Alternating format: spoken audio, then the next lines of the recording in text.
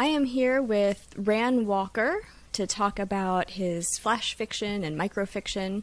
Ran is the author of 24 books. He is the winner of the Indie Author Project's 2019 Indie Author of the Year Award, the 2019 Black Caucus of the ALA Fiction Book eBook Award, the 2018 Virginia Author Project Award for Adult Fiction, and the 2021 Blind Corner Afrofuturism Microfiction Award. He teaches creative writing at Hampton University and Writer's Digest University and lives with his wife and daughter in Virginia. Visit his website, ranwalker.com, for more info. Ran, welcome to Writer's Digest Presents. I'm so glad you can join us. Well, thank you for having me, Amy. So this episode is all about flash fiction, and I think you take it to the extreme by focusing a lot on 100-word stories, which and correct me if I'm wrong, I think are called drabbles, and 50-word stories, which are called dribbles. That's correct. I wondered, how did you get into flash fiction, and what appeals to you so much about writing such short stories? Well, when I first started writing, I started with novels because that's what everybody told me I should be doing. And I wrote several of them, but I just kept feeling like I was saying a lot more than I really wanted to say. So I started shrinking, and I went from novels to novellas. Wrote a couple of those and felt I was still being a little bit too verbose with what I was trying to express. And then I went to short stories and felt the same, and eventually got to flash fiction, but I didn't really find my sweet spot until I hit the 50 to 100 word area. And I kind of came across that by accident. I was studying a poetic form called the Kwansaba, which is a 49-word poem. It's 7 lines, 7 words per line, and no word of more than 7 letters. And I was writing those and feeling like something could be done with that in a narrative way. And, add one more word on there, you have a dribble. And that's literally how it happened. I started with the poems and then tried to make the poems more like the stories that I wanted to write. That's really interesting, because that's actually your collection of Kwansabas was actually the first of your writing that I read. So that was my introduction to you, the very specific form of the 7 lines and 7 words and 7 letters. And as I was reading it, I was thinking how much, I don't want to say dedication, but intention must be behind each of those words in order to make a coherent thought, but also fulfill those very specific guidelines. And I think that's, I was actually wondering if, because you started in that way, working on those Kwansabas and adding the one word to make it closer to a dribble, or make it an actual dribble, do you see the connection between poetry and short story in terms of the word choice for your short stories, like in being that intentional with them? Definitely. When I first started writing dribbles, I quickly realized that it's very different writing a story versus writing a poem. But, there's that gray area too. There is the prose poem, and then there is a narrative prose poem. So there are things that could look almost identical, and you just have to blow on it and it becomes one thing or the other. But when you're writing something that's short, every single word counts. And I have to ask myself, do I really want to say it this way? Or maybe I can get back one of those words by using a contraction. So I'm constantly shaping it and trying to find the best words to fit that specific word count. Right. Sometimes I get it right, and other times I might miss it a little bit. But it's always, like you said, intentional and trying to find those words. I feel like that sort of intentionality would also, I don't know, add more to your vocabulary. I feel like I would spend a lot of time in a thesaurus trying to make sure that I chose the exact right word to create the most meaning that a reader could infer for that particular story or poem. It's funny you said that, because I use that as an exercise a lot of times with some of my stories. I'll look for the strangest word that I've come across that week and see if I can build a story around it. And actually a couple of them in Keep It 100 where the words might seem really strange. It's because I came across them and felt that they could actually, a story could be made around the words. And the collection I'm working on right now, I actually pit two definitions against each other because they're so close. Like one is about the fear of failure. The other one is about rooting for one's failure. Oh, that's so interesting. So I use, you know how they give the examples of the words being used in the sentence? I put the definitions and then the examples using the same characters. And through the examples, you actually get a full story. Okay. I can't wait to read that. So your newest novel, A Burst of Gray, I will hold it up here, is actually 100 stories told in 100 words each. And I think the premise of this story is so creative. I was instantly hooked in that only people who find their true soulmate can ultimately see in color.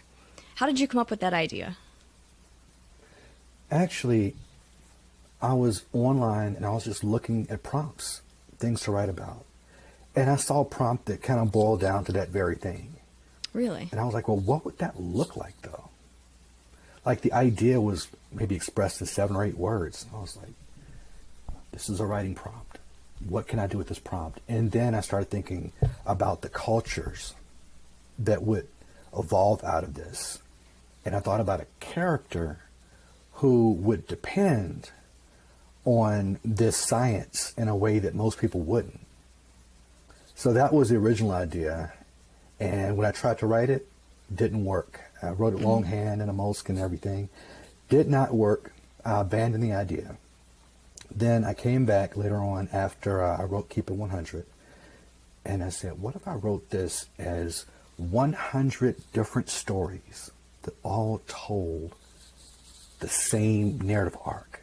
Like a novel with 100 different 100-word stories. And I didn't think I was going to be able to do it. But then I wrote the first 2 or 3 and just kind of started falling out in clumps. And I was like, I think I can do this thing. And I got to 50 and I was like, oh man, I'm into this. So I've got to find out where it goes. But yeah, that's how it started. I think that's so interesting that it came from a writing prompt. I think that's fantastic. And I think finding a soulmate is a challenging enough task in life already. And the idea of attaching that to being able to see color really amps up the stakes. Like, and you present this in the book, do you keep searching for your soulmate in the hopes of being able to, not only meet them, but finally see color? Or do you partner with somebody who you love, but I guess isn't your soulmate, and knowing that you might run into them, a soulmate someday, and have to make that choice? So I think that's a lot to cover in 10,000 words. And you managed to do it. Was your first draft much longer than the end 10,000 words? Or have you written short stories enough now that you are able to write shorter naturally? That's a very good question. Normally I would overshoot things and then edit back. But with the novel, you can actually kind of plan what should happen in each of the chapters. And I was able to actually just measure it out mentally and then just write into it. So I never had to overwrite. But that probably comes from having written so many 100-word stories. I think up to this point, of the microfiction collections I've put together, there are over 500 different stories that I've written. So I've gotten really comfortable with expressing ideas in short spaces. Wow, that's a lot of short stories. That's really impressive. What's your experience in reading short stories? Well, the thing I like about short stories is that you can be really resonant in a short amount of space. When I think of some of the classic, most anthologized short stories like Faulkner's Rose for Emily, The Lottery, Shirley Jackson, Baxter's Procrustes by Charles Chestnut, there's something about the ending that just where you walk away from the story going, whoa. And it kind of stays with you. And I love that space that you get to feel the echoes of the story after the fact. So I definitely agree with you on that. And I'm definitely a lot more drawn to shorter works. While I like short stories, I'm always impressed to see what people can do with even fewer words. Because I think sometimes we don't really measure our words when we write. As writers, we don't really measure our words. I tell my students, think about each word like it's $1. Oh, yeah. Do you want to spend $1,000 or would you rather spend 100? And what exactly are you giving me for 100? Can you give me something that has the same value, if not more value, than something that costs 1,000 or 10,000? So I'm always looking for writers who are able to express themselves in that way, and I've found quite a few.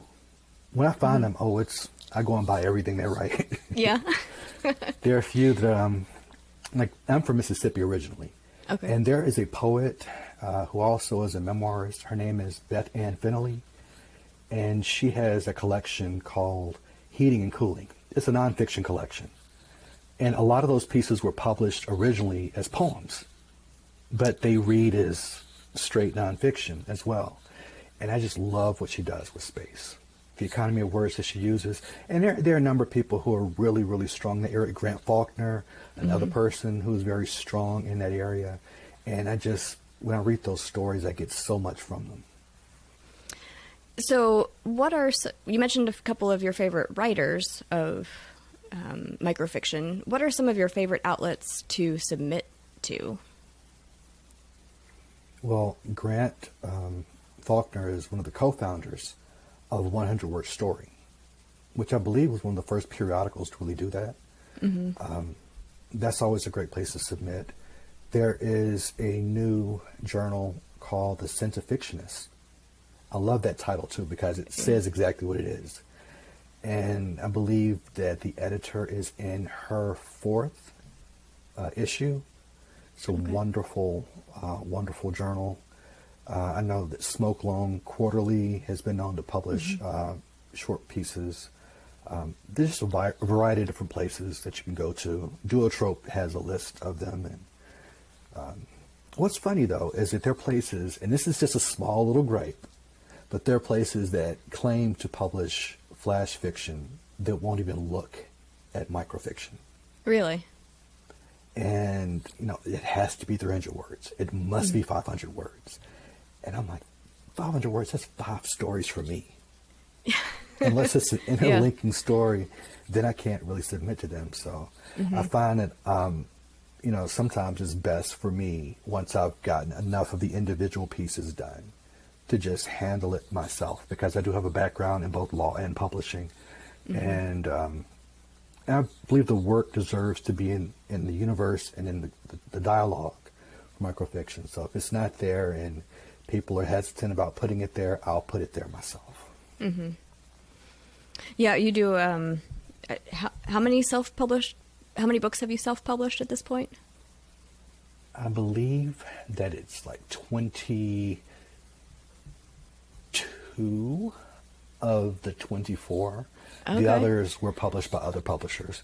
But, clearly I love self-publishing. And I've gotten to the point where I feel that, and this is no diss to anybody, but I've been doing this so long, and with my background, I feel like sometimes, and this, like I said, it's not a diss, but when I look at what other people are doing and what I'm doing, I feel that my work is comparable in many respects to what is already on the shelves.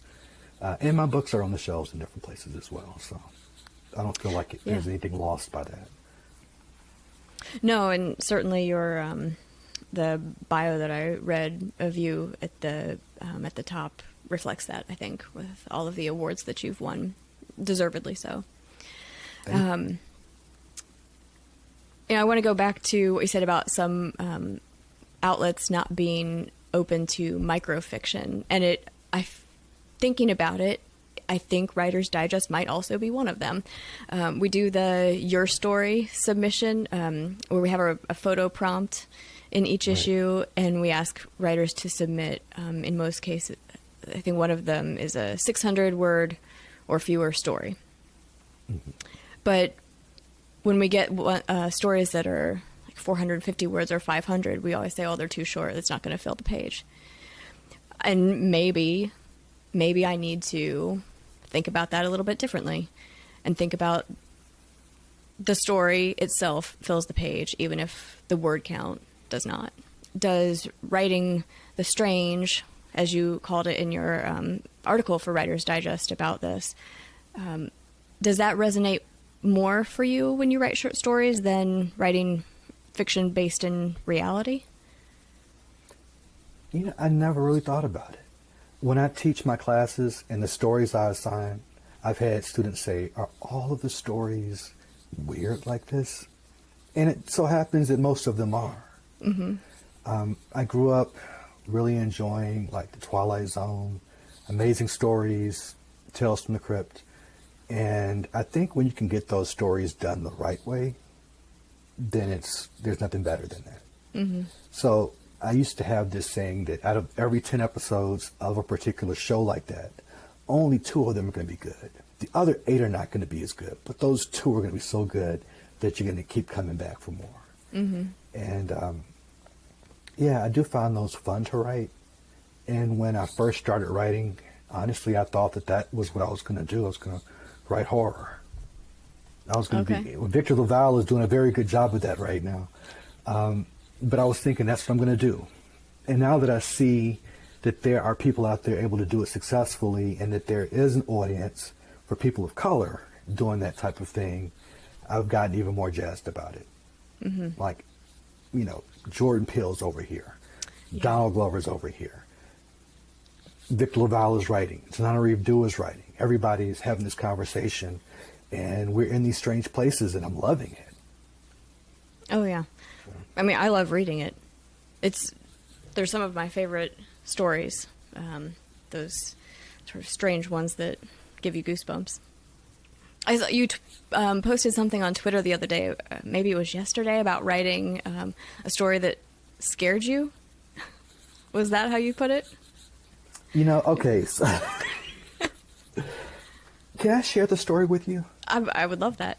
Because I haven't shared it with anyone. Okay. And it's actually based off of something that's real. Okay. That makes it even more scary, I think. Yes, very unsettling. This one's called Black Water. She had nightmares of black water trickling from the hotel faucet, shooting out from the shower head, swirling around the commode, even dripping from her toothbrush.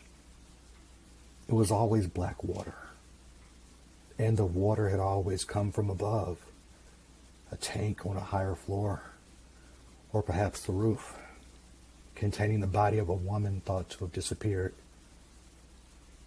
In her dreams, the water would pool at her feet, before rising slowly up her calves to her thighs and hips, forming a black liquid curtain around her body. Then it would pull her until she slid down the drain.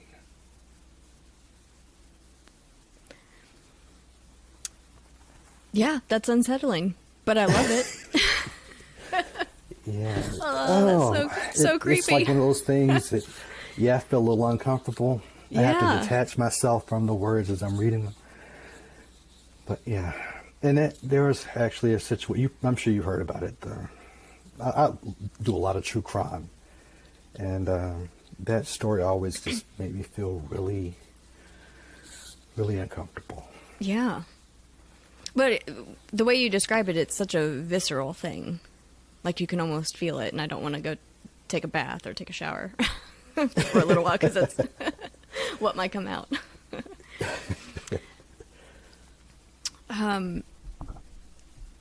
So you are, for a couple of years now, you have been a judge for the Writer's Digest short story competition. After reading so many submissions, which I think are in the hundreds at this point, maybe thousands, what advice do you have for people who are entering short story competitions? I would first make sure that I'm following every single instruction for the competition. If there, well, there's really like a template for writing short stories, and that's available everywhere on the internet. But as far as the writing itself, figure out where the story is supposed to start. Sometimes we start where we see it starting, but that's not really where it should start. Every story has something happening before the action and after the action. What's the most important place to start the story? And most people are not really familiar with their stories enough. They think of them as like as a TV show or film, and you have to kind of like create this. With a short story, you don't have the luxury of exposition building up to the rising action and so forth. You have to kind of start in medias res, right there in the heart of things. And once you figure out where to start, figure out what that first sentence is going to be.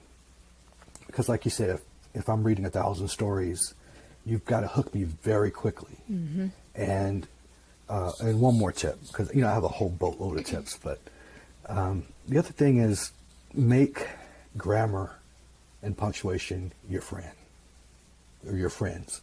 Mm-hmm. I believe Stephen King refers to it as the toolbox in on writing.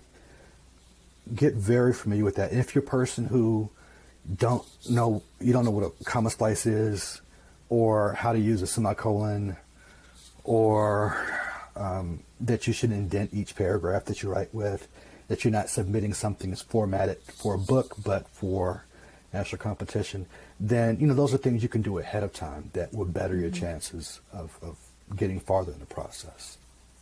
So another thing too, and this is something that's really amazing, because I think last year I reviewed 1,000 stories. This year is a little under 1,000. Mm-hmm. And when a good story comes along, it stands out. Mm-hmm. It pops. And I'm sitting there like, oh my goodness. And I really want to email you and say, this story is so good. The best I can do is just push it to the next round. But some people really have an excellent grasp of story. And when I read it in my bones, I feel like this is something that could easily be published somewhere and even anthologized at times. Wow. So far, and I'm kind of far into the grading this year of stories, but I found some excellent stories. In fact, I plan on rereading the stories again because some of them are that good. Wow, so that's great. I'm very excited about it. But those people who really have a firm grasp also set the bar really high. Right. It's like a curve. Mm-hmm. Oh, this is what an A+ looks like. And then everything else kind of falls into its own category. So, but the things I said earlier, those help you to get past a lot of the initial dismissals. Mm-hmm. All right. Well, I have one last question for you. I wonder, do you have any new books in the works? I've finished your newest, A Burst of Gray, and now I want something else.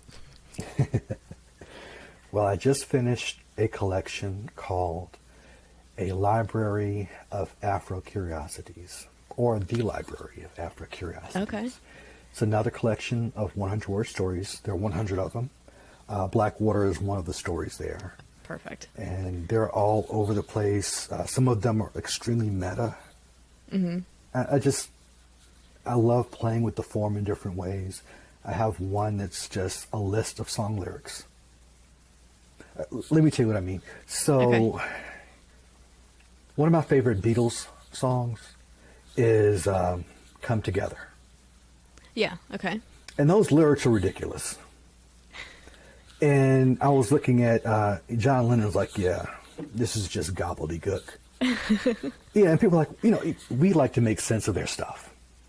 Paul is dead, the walrus, this means this, each verse is devoted to a member. And we do all of this hyper-analysis, on like Jordan Peele level analysis on these songs. And then the songwriter's like, oh, this is just gobbledygook. And I was like, that's perfect. Maybe I should just include the lyrics of a fictional song that people have debated for years, since everyone seems to get the lyrics wrong anyway, and just see what kind of story falls out of that. So there are a lot of really fun things in that collection, but it's called The Library of Afro-Curiosities. And also, I just finished a Christmas book. Oh, Really? The title came courtesy of Grant Faulkner. It's called Okay. A Different Kind of Christmas Story. And it's about an African-American community in Mississippi during 1983. Okay. And it's just the kid wants a Mr. T action figure for Christmas. Mm-hmm. And his sister wants a Cabbage Patch doll. And it's just a bunch of fun stories about the community.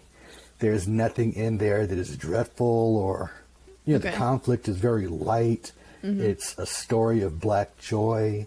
And I've always wanted to have a Christmas story, and I've written one, and it will be coming out next year. Thank you so much for chatting with me and joining us on the Writer's Digest Presents podcast. It's been a real pleasure. Same here. Thank you so much, Amy.